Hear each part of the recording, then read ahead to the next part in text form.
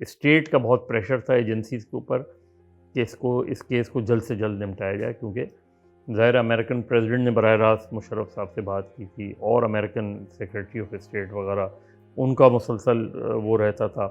ادھر امریکہ میں وال اسٹریٹ جرنل نے اس کو ایک پوری کیمپین بنایا ہوا تھا.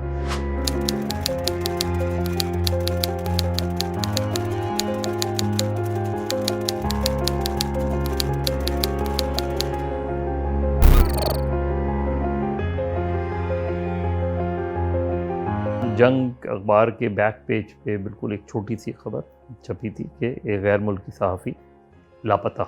تو اس وقت اس سٹوری کو ظاہر ہے کسی نے اتنا سیریس نہیں لیا. پھر جب یہ پتہ چلا کہ وہ وال اسٹریٹ جرنل کا ساؤتھ ایشیا کا کورسپونڈنٹ ہے ڈینیل پیرل، تو وہ پھر لوگوں نے کچھ ادھر ادھر معلومات کرنے شروع کی، لیکن وہ نہیں آیا. کچھ دنوں بعد میسج آیا تو پھر وہ اسٹوری ڈیولپ ہونی شروع ہوئی. ظاہر ہے انہوں نے اس کی تصویر ریلیز کی، گن پوائنٹ کے اوپر تصویر ریلیز کی، اور ساتھ میں اپنی ڈیمانڈز بھی انہوں نے. تو ہمارے لیے بھی پھر وہ ایک نمبر 1 اسٹوری بننی شروع ہو گئی. ویئر اباؤٹس کا نہیں پتہ چل رہا تھا.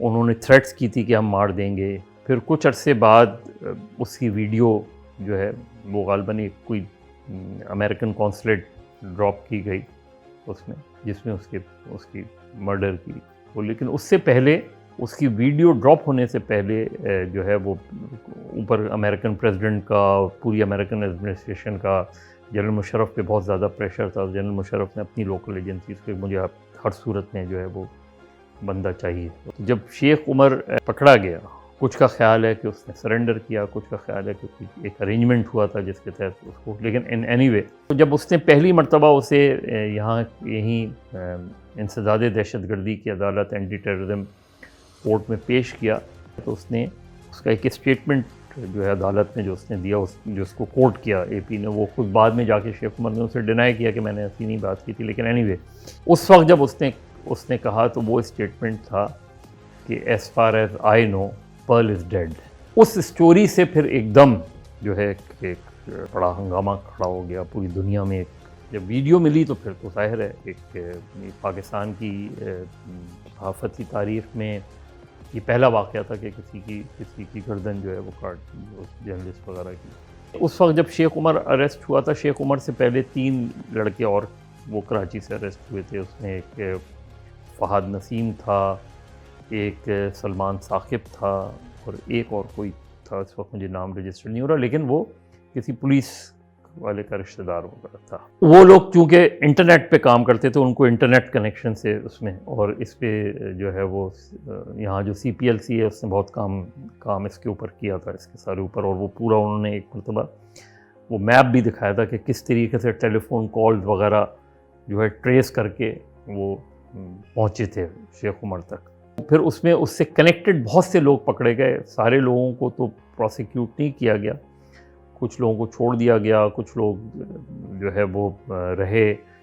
جیسے جس کے کمپاؤنڈ میں اس کو مارا گیا تھا، لایا گیا تھا، اور پھر پوری ایک ویڈیو بنائی گئی تھی اور پیر پکڑے گئے تھے وہ. اور اس کے بعد میں بھی یہ خبریں آئیں کہ وہ جس نے قتل کیا وہ خالد شیخ محمد تھا، اور جس نے غالباً ٹانگ پکڑی تھی وہ شاید فضل کریم تھا، لیکن فضل کریم واز نیور چارج. اس زمانے میں جو وکیل، جو پبلک پروسیکیوٹر تھے راجہ قریشی، ان سے میری ملاقات ہوتی رہتی تھی. تو ان سے میں نے ایک مرتبہ پوچھا تھا کہ جو اور لوگ گرفتار ہیں ان کو کیوں نہیں. تو اس نے کہا کہ کیونکہ اس میں اگر ہم مرڈر کے کیس کی طرف جاتے تو پھر ویپن ریکور کرنا ہوتا، وہ کرنا ہوتا، تو اس میں ٹائم لگتا. تو ہم نے کانسپریسی ٹو کل کو وہ رکھا اس میں. جب اس کو سزا ہوئی ہے غالباً 15 جون 2002 کو، اور اس سے اندازہ کیا جا سکتا ہے کہ کتنی جلدی ٹرائل کمپلیٹ ہوا.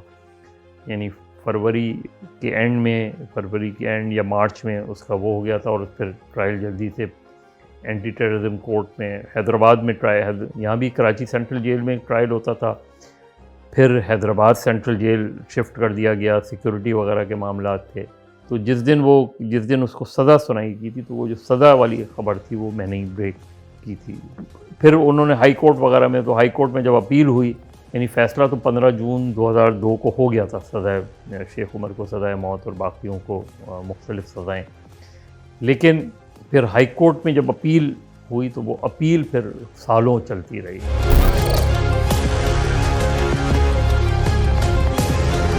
جو ہائی کورٹ میں اپیل پڑی رہی اتنے سالوں، اس کی اگر فائل آپ دیکھیں تو آپ کو اندازہ ہوتا ہے کہ شاید دونوں ہی پارٹیوں کے درمیان ایک طرح کا ایک کنسرن پایا جاتا تھا کہ ڈیلے کرتے رہو.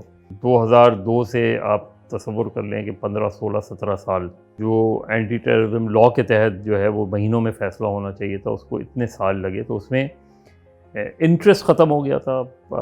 آتے تھے، طے ہو جاتا تھا، کنسرن ہوتا تھا. ظاہر ہے شیخ عمر کے جو وکیل تھے وہ لاہور سے آتے تھے. تو ایک تو جو ڈیلے کا فائدہ ہوتا ہے وہ ظاہر ہے ایکیوز کو ہوتا ہے. دوسرا اس میں جیسے ایف آئی آر وغیرہ میں ایمبیگوٹی تھی. پھر جو مرڈر ویپن تھا وہ نہیں تھا، اور اسی لیے انہوں نے مرڈر پہ زیادہ وہ زور نہیں دیا تھا، اس پہ کانسپریسی ٹو کل پہ تھا.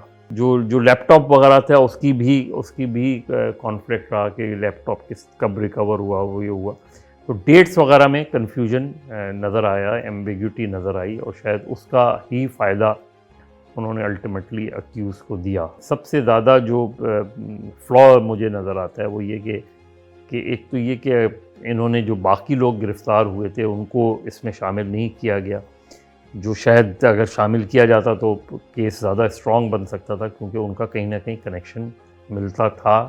یعنی کم سے کم یہ پروسیکیوشن جو پولیس والے تھے وہ یہ بتاتے تھے جو انویسٹیگیٹر آفیسر تھے کہ کسی میٹنگ میں انہوں نے یہ زور بھی دیا تھا کہ جی ان کو بھی شامل کریں تو آپ کا کیس اسٹرانگ بن جائے گا، کیونکہ یہ کوسچن عدالت میں کسی سٹیج پر اٹھ سکتا ہے کہ جی مرڈر ویپن کدھر ہے جس سے مرڈر کیا گیا.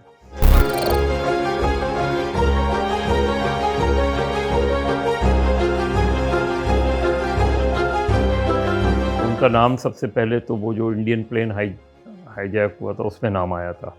ظاہر جو لوگ اس میں ریلیز ہوئے تھے ان میں مولانا مسعود اظہر، فضل الرحمان خلیل، اور یہ شیخ احمد سعید شیخ وہ تھا. تو اس کے بعد اس طریقے سے یہاں آ کے ایکٹیویٹی کرنا وہ بہرحال سسپیشنس تو ہیں اس کی کہ اس کے بعد ان سارے لوگوں کو جو ادھر سے وہ آئے تھے ان کو جو ہے کیا پراپرلی انٹیروگیٹ کیا گیا، انویسٹیگیٹ کیا گیا اس سارے واقعے کے دوران. وہ اپنی جگہ سوالات موجود ہیں، لیکن is such Sheikh Omar was not an easy person جو انٹیروگیٹرز بتاتے تھے.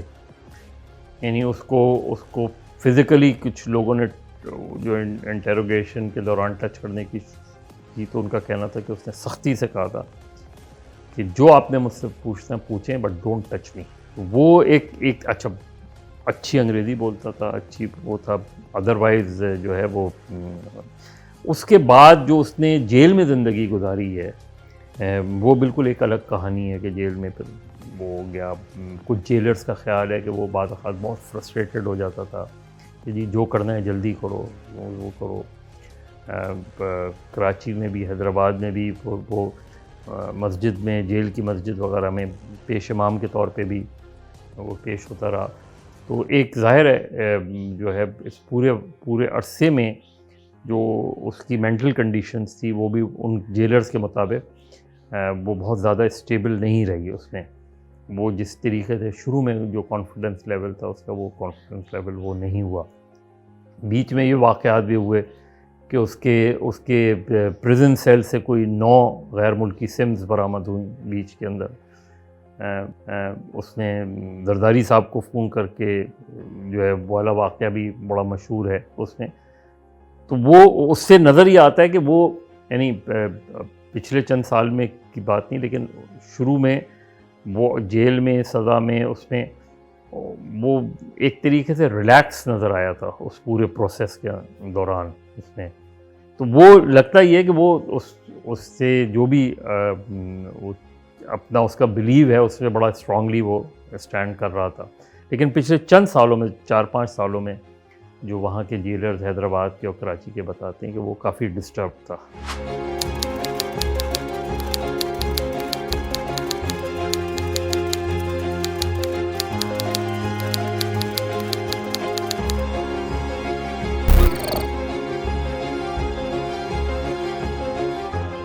وہ مبارک علی شاہ گیلانی ظاہر ان کا پاکستان میں اس کیس سے پہلے کسی نے ذکر نہیں سنا تھا. وہ تھے بھی امریکن اس میں کہ وہ جو بھی ان کی تحریک تھی جو بھی وہ تھی, لیکن اس کا پاکستان میں ایز سچ اس سے پہلے بھی اور اس کے بعد بھی کوئی بہت زیادہ اس کے بارے میں نہیں پتہ لوگوں کو. اور پرل والے کیس کے بعد تو بالکل ہی وہ معاملہ ختم ہو گیا. اور میں نے یہ کوسچن بھی کیا تھا ایک مرتبہ وال اسٹریٹ جرنل والوں سے کہ پرل کا تو جو واقعہ ہوا وہ ہوا, but what happen to that story جو پرل فالو کر رہا تھا اس کو, جس کے لیے وہ پرل وہاں آیا تھا مبارک علی شاہ گیلانی سے انٹرویو کرنے. وہ جو شو بامر کی اسٹوری تھی, وہ شو بامر کی اسٹوری کہاں کہ جان ریڈ جو شو بامر تھا اسی کے کنیکشن میں وہ آیا تھا. اس میں جس دن اس کا اغوا ہوا تھا اس سے چند گھنٹے پہلے وہ امریکن کونسلیٹ بھی گیا تھا, ان سے بات کی تھی. پھر وہ سی پی ایل سی کے دفتر آیا تھا, اور آخری ملاقات اس کی سی پی ایل سی کے چیف جمیل یوسف صاحب سے ہوئی تھی اس وقت. اور جمیل یوسف صاحب کہتے ہیں کہ اس نے مطلب otherwise he was a very friendly اس طرح کا بندہ تھا, اچھی طرح بات کرنے والا, ڈیسنٹ جس طرح کہتے ہیں. لیکن یہ اس نے نہ امریکنس کو اس وقت بتایا کونسلیٹ کے لوگوں کو, نہ اس نے کہا کہ اگر وہ صرف انٹیمیٹ کر کے بھی چلا جاتا نا تو it would have been easy for us کہ وہ ہم اسے فوراً ٹریس کر لیتے جیسی وہ آیا.